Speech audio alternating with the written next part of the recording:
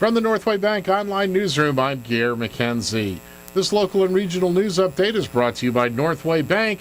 Like Northway Bank on Facebook, and they'll donate $1 up to the first 1,000 to the New Hampshire Food Bank.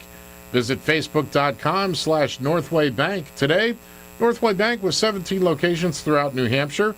The people you know, the bank you trust.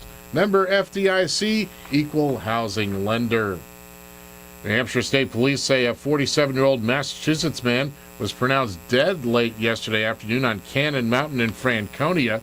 Sergeant Dennis Wade of Troop F in Twin Mountain says troopers, Littleton Ambulance, and Littleton Regional Paramedic responded shortly after 4:30 after a report of an unresponsive skier on a ski lift.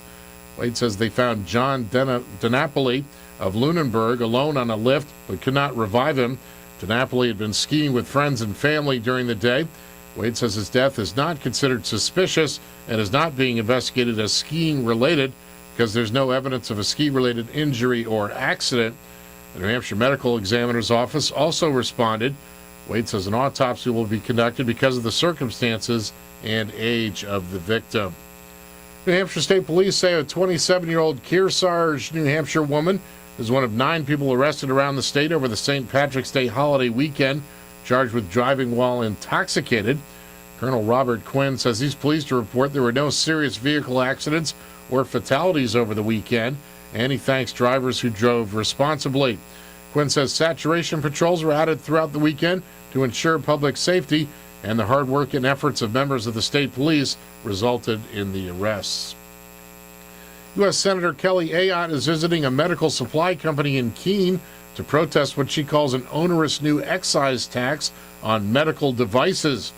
Ayotte is co-sponsoring legislation that would repeal the medical device tax, which starting this year would apply a 2.3% excise tax on medical devices ranging from surgical tools to wheelchairs. The senator is visiting a company that makes disposable syringes and other specialty devices. She says New Hampshire is home to about 50 medical device companies, employing about 3,800 people. She argues the tax will put some of those jobs in jeopardy. In Maine news, the public will have its say this week on Governor Paul LePage's budget rewrite, which calls for some tax breaks, new spending, and some cuts in other areas. Appropriations Committee hearings will be held tomorrow through Thursday at the State House. Last week, the administration unveiled budget changes that include tax cuts for retirees and military personnel, more funding for courthouse security and computer crime investigations, but cuts in higher education, the public broadcasting allocation, and public assistance. The changes are separate from other Health and Human Services Department cuts that will be included in a budget package to address a potential $100 million shortfall in fiscal 2013. From the Northway Bank Online Newsroom, I'm Gare McKenzie.